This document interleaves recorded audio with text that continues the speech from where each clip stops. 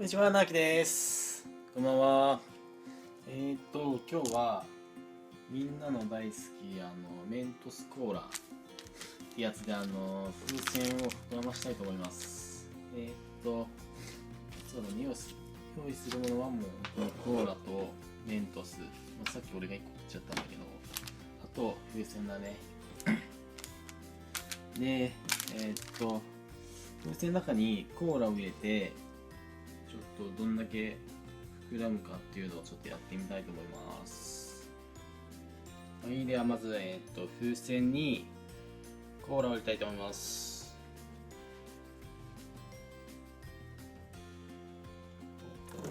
おいおい。